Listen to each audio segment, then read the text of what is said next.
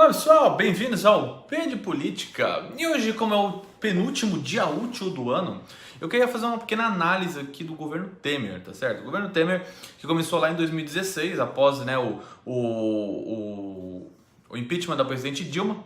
É um governo que na verdade é nada mais do que um mandato tampão, né, vamos dizer assim, porque a gente estava embarcado numa crise econômica sem precedentes, como nunca antes na história do país. E aí entrou o governo Temer com uma proposta muito mais reformista e muito mais, vamos dizer assim, centrada politicamente. Então tem vários aspectos que eu quero tratar aqui, alguns pontos positivos, alguns pontos bem negativos no governo, mas eu acho que é importante a gente fazer esse balanço aqui até para a gente entender um pouco mais como funciona a política, que também é um dos objetivos desse canal, é trazer um pouco de lucidez para essa bagunça que anda hoje em dia. Qualquer coisa de política são coisas ruins. Então vamos lá. Eu marquei num papel aqui algumas coisinhas. Uma das coisas mais importantes aqui que o governo Temer fez nesses últimos 2 anos foi, primeiro, o teto de gastos. A gente tem um problema muito sério no país que a gente gasta mais do que arrecada. Isso tanto em todas as esferas, tanto na esfera municipal, na esfera estadual e na esfera federal. Principalmente na esfera federal, que o problema, o buraco é um pouco mais embaixo, apesar também dos estados e municípios estarem quebrados. Então muito dessa grana vai para pagar funcionário público, em vez de ser investida, acaba sendo gasta com coisas que não são efetivamente produtivas para o país. Não que o funcionário público não seja algo útil, é importante, mas não pode ser um gasto tão alto. Então foi feito o teto de gastos como uma maneira de conter os gastos da máquina pública. Isso inclui tudo, não é só funcionários, folha salarial é um dos principais problemas, mas muita coisa foi cortada. Existe também uma falácia dizendo que foi cortado o dinheiro da educação, da saúde. Não foi assim. Existem pontos específicos para a educação e saúde, que você tem um piso, você não tem um teto. Então não é tudo que foi travado, mas investimentos em geral foram travados. Investimentos em infraestrutura, coisas um pouco maiores, foram travadas. E isso também foi um jeito do Brasil conter o problema do déficit fiscal crescente. Ele não foi resolvido, a gente ainda tem um déficit que o Bolsonaro deve herdar aí na ordem de 140 bilhões de reais, que é uma coisa bastante grande, assim, perto da arrecadação. Ainda é muito grande, perto do PIB é um valor consideravelmente grande, mas esse teto de gastos ele vai perdurar durante um tempo ainda, até que a situação fiscal do país seja resolvida, e aí então pode-se baixar essa medida, essa emenda constitucional, derrubar ela e seguir normalmente com os investimentos. Um outro ponto muito importante do governo Temer foi a reforma trabalhista. A reforma trabalhista que flexibilizou algumas regras da CLT, acabou com o imposto sindical, a pelegada ficou maluca. Então você deu um pouco mais de mobilidade para contratantes e contratados, para poder tratar suas relações, inclusive dando um pouco mais de liberdade para as pessoas poderem decidir como são feitas as relações de trabalho. O ponto importante da reforma trabalhista, que é a queda do imposto sindical, causou uma quebra em vários sindicatos. O Brasil é um dos países, se não é o país com o maior número de sindicatos, com mais de 16 mil sindicatos de vários tipos, entre patronais e tudo mais. E isso já causou reflexos na CUT, reflexos em outros grandes sindicatos e outras associações sindicais, até a própria força sindical. Isso vai ainda afetar muito as pessoas, na verdade não, os representantes dos sindicatos, que vão ter que caçar as pessoas para fornecer serviços de qualidade que justifiquem o pagamento da associação sindical, ainda mais que o dia de trabalho obrigatório que você tinha que pagar todo ano não tem mais. Ainda um outro ponto positivo da reforma trabalhista foi a queda no número de ações trabalhistas protocoladas na Justiça do Trabalho. Isso afetou de maneira tão impressionante. Eu vi os números esses dias, na ordem de mais de 40% de queda no número de ações desde que a reforma foi aprovada. Isso é muita coisa. Eu mesmo já entrei com processo trabalhista, mas era um caso que eu não tinha direitos trabalhistas e tal, e isso não foi alterado com a reforma trabalhista, conforme muita gente está falando também. A reforma trabalhista afetou pontos que eram fracos em relação aos patrões, né, aos empregadores. Eu dei essa palavra patrões, que é uma relação meio bizarra. Empregadores é melhor. Um outro ponto que aconteceu que foi interessante foi o enxugamento da máquina federal, principalmente. Então, muita coisa muito gasto foi cortado. Não acho que foi cortado do jeito que deveria ser cortado pesadamente. Tem muito benefício ainda para cargos, tem muito cargo comissionado, tem muito benefício para cargo comissionado. Tinha que ter menos cargo comissionado no Brasil, que isso é um gasto muito grande. Não é só também tirar ministério, porque também tem aluguel de prédio e tal, ajuda, mas não resolve. O exemplo tem que vir de cima, então o gasto tem que ser cortado nas mais diversas formas. E também usar a tecnologia como uma forma de você reduzir gastos operacionais, assim como São Paulo fez muita coisa com relação ao poupa-tempo, que o custo, a diminuição de necessidade de serviços presenciais diminuiu muito. Então isso é uma redução de gastos, você precisa de menos gente, menos infraestrutura, isso também gera menos custos para o Estado. Então, a informatização, a tecnologia está aí sempre para auxiliar esse tipo de coisa. O governo Temer ajudou com algumas coisas, fez algumas leis, inclusive, como foi promulgada a lei da desburocratização, para você não precisar de cópia autenticada e uma porrada de coisa, sabe, de assinatura autenticada e tudo mais. Isso é uma coisa muito básica que a gente ainda fazia. Isso vai acabar com boa parte da renda dos cartórios. Eu não sei nem como é que isso foi aprovado, porque cartório é outra coisa que é muito poderoso aqui no Brasil, tem um lobby muito grande. Agora, se a gente começar a entrar nos pontos que não foram bons no governo Temer, que também foram vários, aqui só falei pontos bons, vamos falar também os pontos ruins. O governo Temer foi o governo mais impopular da história do Brasil. Isso tem vários motivos, tá? Tem coisas que são completamente válidas, porque por ter uma impopularidade, porque o Lula surfou numa popularidade absurda de mais de 80%.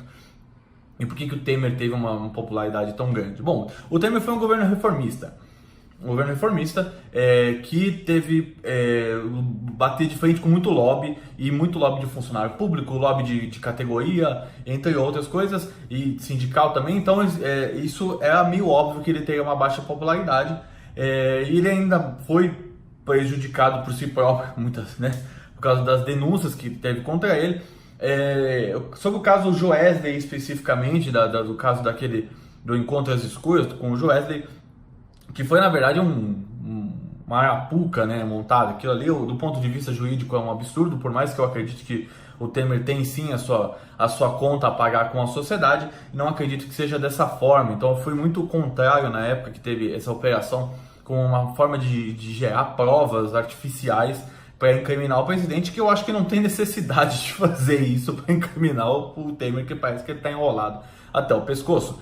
Então, só que isso deve ser feito agora que ele sair da presidência, e aí ele vai responder por aquilo que ele tem que responder. E espero que a justiça tome a decisão mais correta com relação às provas que foram apresentadas pelo Ministério Público. A gente não tem que ficar defendendo aqui o governo, mas nesse ponto o Temer foi realmente prejudicado, e quem mais foi prejudicado foi a reforma da Previdência. A reforma da Previdência que tinha o objetivo de cortar privilégios, não é cortar direitos, tá? Se alguém tá falando que a reforma da Previdência no Brasil corta direitos, isso é mentira. Isso é mentira, tá? Presta atenção, é mentira. Existe um ser extraterrestre que é o funcionário público em qualquer esfera, não é só na esfera federal, que na esfera federal o negócio é muito embaixo, porque o servidor público federal ganha muita grana, tem muito privilégio. E aí essas pessoas, eu não sou contra as pessoas, mas elas são subservientes de um sistema que é de privilégios, e eles só estão lá trabalhando, né, nesse lobby específico da reforma da Previdência para manter esses privilégios. Tá? 80% das pessoas que recebem 80% do dinheiro da Previdência vai por meia dúzia de 3 ou 4. Auditor da Receita, conselheiro de sei lá o que, ou concursado, mas é concursado, né? Conselheiro geralmente não é concursado. Mas você pega esse cara, o cara tá ganhando tipo 30 mil reais. Ganha 30 mil reais, se aposenta com 30 mil. Sabe? A renda média do brasileiro é R$ 2.500. Como é que pode uma pessoa, uma pessoa em sã consciência virar e falar que não, eu não quero que mexa na minha previdência, eu quero continuar ganhando 30 mil reais e o seu Zé, lá do interior do Nordeste, que trabalhou a vida inteira no campo, se ferrou, não tinha nem uma carteira assinada, não tinha porcaria nenhuma, passou fome a vida inteira, na hora de ter o benefício de prestação, benefício de prestação continuada, tem um nome lá, esqueci o nome, mas é uma aposentadoria, praticamente uma aposentadoria de um salário mínimo que gente muito pobre ganha. Esse cara tem a chance de perder a aposentadoria dele, tá? Ele tem a chance de perder. Não é o cara de 30 mil reais. O cara que ganha 30 mil reais, 20 mil reais, 15 mil reais, 10 mil reais que seja, tá? Ele não vive a sociedade brasileira. Eu não vivo a sociedade brasileira. Tá? O brasileiro do real lá, o brasileiro o afegão médio, como diz Emílio Surita. Eu não vivo. Eu sou uma pessoa que tenho privilégios, não vou dizer infelizmente, que eu também trabalho pra caramba pra conseguir me manter onde eu tô. Mas eu não vivo essa realidade. Tá? Mas eu vou me aposentar pelo INSS. Tá? Vou ganhar um salário mínimo lá de merda lá na frente, desculpa o palavrão. Vou ganhar lá na frente, tá? Mas eu não é justo que o seu Zé, a dona Maria, sabe, que mora lá nos quintos dos infernos, que passa fome, que passa necessidade, esse cara não tenha direito de ter aposentadoria ou benefício lá de aposentadoria, tá? O cara que ganha R$1.500, o cara que ralou a vida inteira, sabe, se enfiou em buraco para fazer serviço, para não sei o que lá, que paga seus impostos certinho, tá? Não tem direito à previdência, mas o cara lá que ganha 30 mil reais, não, eu quero manter os meus benefícios de 30 pau aqui. Eu tô bem. Eu não quero mexer no meu, mexe nos outros. Mexe nos outros. Tira o dinheiro, sei lá da onde, dos quintos dos infernos, mas não tira do meu. Tá? A reforma da Previdência afeta todo mundo. Vai afetar todo mundo, mas vai afetar mais quem tem mais dinheiro para pagar. Tá? Porque assim é muito fácil. É muito fácil quem tá lá em cima, que é uma casta, que é o funcionário público. Estou fazendo uma crítica direta ao funcionalismo público. Não tem indireta, é uma crítica direta. Tá? Que tem estabilidade, que ganha 2 a 3 vezes a média do salarial da iniciativa privada, tá? E ainda se aposenta com salário integral, tem biênio, tem licença-prêmio, tem um monte de coisa, cara. É um monte de coisa, gratificação, quando não tem gratificação, muita gratificação, ninguém sabe de onde tem. Tá, isso entra também Judiciário, outro dia saiu uma notícia aí falando que tinha estado que juiz ia tirar no final do ano mais de 100 pau líquido. Nego tira, até outro dia tava tirando auxílio moradia aí de 4 mil reais, que é maior que a renda brasileira, sem pagar um centavo de imposto. Então assim, a reforma da Previdência é essencial para 2 coisas. Para tirar o país do buraco, primeira coisa, para baixar o rombo da Previdência, a gente conseguir agir de uma forma um pouco mais normalizada e ter gastos um pouco mais controlados. A segunda coisa é nivelar as pessoas pela realidade, tá? Porque é um absurdo que as pessoas se aposentem com salários astronômicos. O salário de aposentadoria ele é o suficiente para você sobreviver a sua vida com relativo conforto nos anos que lhe restam de vida. Ele não é para você fazer fortuna. Se você quer viver de uma forma muito avantajada e absurda, junte dinheiro a sua vida inteira. Porque o cara que é pobre, ele vai precisar desse salário para sobreviver. Ele não vai pegar esse salário para gastar com cachaça. Ele vai gastar para comprar comida, para pagar, às vezes para pagar um estudo de um filho de uma maneira sofrida, para pagar aluguel, para pagar, sabe, conta de luz, essas coisas. Tá, o que eu mais vejo é o cara se aposenta com 60 anos, com salário integral, vive até os 90, 30 anos recebendo 30 pau. 30 mil reais, o cara recebe durante 30 anos. Quem paga essa conta? Quem que paga essa conta? Por isso que eu fico bravo com essa história do Joesley. Agora eu fiquei bravo. Porque acabaram com a reforma da Previdência na base da sacanagem. O que o Janot fez é um absurdo. Foi feito, derrubou a reforma da Previdência, porque a reforma da Previdência ia sair sim. Mesmo funcionalismo público enchendo o saco, porque político pode ser safado, pode ser pilantra, mas não é burro. Quem acha que político é burro, tá errado. Burro é você, não é o político. Porque o político sabe que essa jossa vai estourar na cara dele. Mesmo ele falando que não, que na eleição não vou aprovar, na hora de aprovar lá, ele vai aprovar. Ele vai aprovar. Porque ele quer se manter lá também. O político ele é um parasita necessário para a sociedade. Ele tem problemas, mas ele é um parasita necessário. Ele não é inútil. O político não é inútil que nem está sendo colocado agora. Precisa sim aprovar a reforma da Previdência. Se Bolsonaro não aprovar a reforma da Previdência nos primeiros 6 meses ou estourando um ano, nós estamos ferrados. Estamos muito ferrados. A gente não vai ter dinheiro para pagar quem está agora, quem está lá no futuro, o seu filho, o seu neto, não vai, acabou a Previdência vai quebrar. E vai, ou vai quebrar, ou o Brasil vai entrar num ciclo de gasto sem fim que vai levar à inflação, que vai levar a total desinvestimento, vai levar a congelamento de uma porrada de coisa. É assim, é muito simples. Você quer continuar ganhando seu salário de 30 mil reais o resto da vida? Invista o dinheiro e pare de gastar com porcaria. Tá? Muito simples. Não fica achando que todo mundo tem que pagar o seu benefício, não. Tá? Eu não tenho que pagar. Eu sou empresário, eu pago imposto pra caramba, cara. Eu pago imposto pra caramba. Eu tenho uma empresa de 2 pessoas e terceirizado. E eu pago imposto pra caramba. Eu sou microempresário, eu não sou empresário milionário, não. E já paga imposto, fico pensando quem é empresário sabe quando o empresário paga imposto, paga funcionário, paga tudo, mas ainda sai de safado. Aí para depois o funcionário público falar o quanto o país é injusto. Pelo amor de Deus, né? Pelo amor de Deus.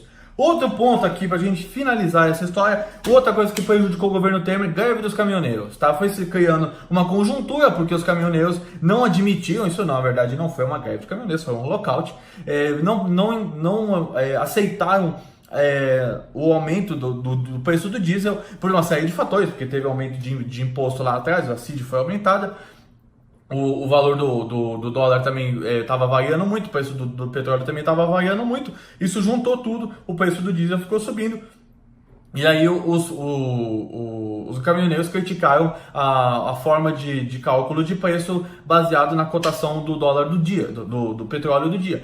O que a certo ponto não está errado, não é uma contagem errada. Tem algumas propostas, como foi dito, até o Reinaldo Azevedo comentou, de média móvel dos últimos 30 dias. É uma forma que era bem razoável, mas também não foi aplicada, mas também não é o fim do mundo. Então, assim, foi feita uma greve com o objetivo de vamos atrapalhar o governo.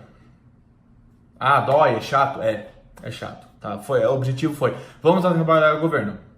Aí teve que entrar exército na rua, o país parou, o PIB foi pro saco, o agronegócio foi pro vinagre, um monte de ave morreu, um monte de bicho morreu, um monte de comida estragou, gente morreu no caminho porque precisava ir pro hospital, mesmo falando que estavam liberando caramba, entendeu? Um monte de gente foi prejudicada por uma greve estúpida que terminou num subsídio, mais um subsídio, o governo dando subsídio, sabe, pra tudo, dando subsídio de 60 dias pro diesel, que foi prorrogado até o final do ano agora, que vai provavelmente ser prorrogado ano que vem, porque o senhor Bolsonaro também não vai querer se indispor com os próprios caminhoneiros que ele apoiou, tá certo? Ele apoiou, o Viviane estava lá junto, lá, falando, não, estamos aqui, o Bolsonaro está com vocês. Então assim, ainda veio o pior de tudo, que é a história do tabelamento do frete.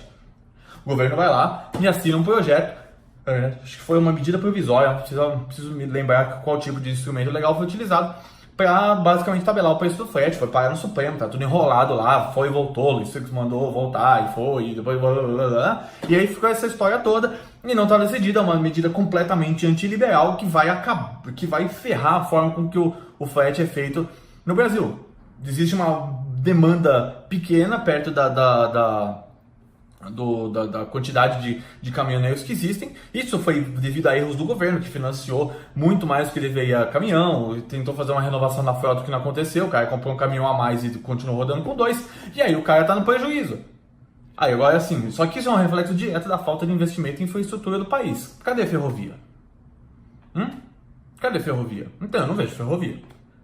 Eu vejo uma coisa ou outra ali, lá em Carajás tem a ferrovia da Vale, tem uma outra aqui, uma que vai aqui para Santos e tal, mas são coisas pontuais. Não existe um projeto de malha ferroviária efetivo para o Brasil que visa acabar com o monopólio de transporte de carga de caminhão. Tá? Não existe.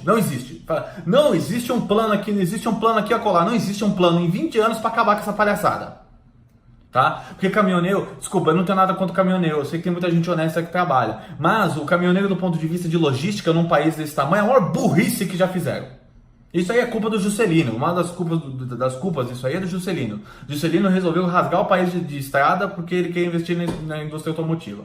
Aí deu essa jossa, mercado cartelizado, um monte de caminhoneiro, um monte de malha ferroviária de estrada inútil que não serve para nada, que tá lá toda detonada, que o povo não tem... Se tivesse lá funcionando, tava bom ainda, mas tá aquela porcaria, né? E ainda tem os caminhões que sofrem frete caro e tudo mais. Enquanto nos Estados Unidos, na Europa e na Ásia, o cara, transporta uma folha de papel. Uma folha de papel, cara. na porcaria de um trem e sai 1/3 do custo. E a chance de ele chegar é 10 vezes maior, porque ainda tem roubo de carga. Então a gente tá num nível, assim, desculpa até o desabafo, a gente tá num nível nas coisas aqui no Brasil, que é um momento de polarização, esquerda-direita sabe, progressistas e conservadores, só que as pessoas não estão nem aí pro país. A pessoa tá, como disse vários analistas, a gente está debatendo pauta moral ao invés de debater pauta política. Tá debatendo pauta moral. Tá aí debatendo se tem que ter banheiro trans, se você pode ser religioso ou não, sabe? Se mulher tem direitos ou não, homossexuais têm direitos ou não, são coisas plenamente válidas e devem ser discutidas sempre, mas não são o foco do país. Em Brasil trocar embaixada para Israel, cara, isso não importa, cara. Isso não importa, isso não interessa do ponto de vista do funcionamento econômico do Brasil. Isso, na verdade, isso não interessa. Interessa que isso vai ferrar o Brasil. Não vai ajudar em porcaria nenhuma e está sendo discutido como se fosse a coisa mais importante. A gente tem um déficit de previdência que não para de crescer. A gente tem uma indústria que está quebrada. A indústria brasileira é pífia, o Brasil perdeu ponto da industrialização.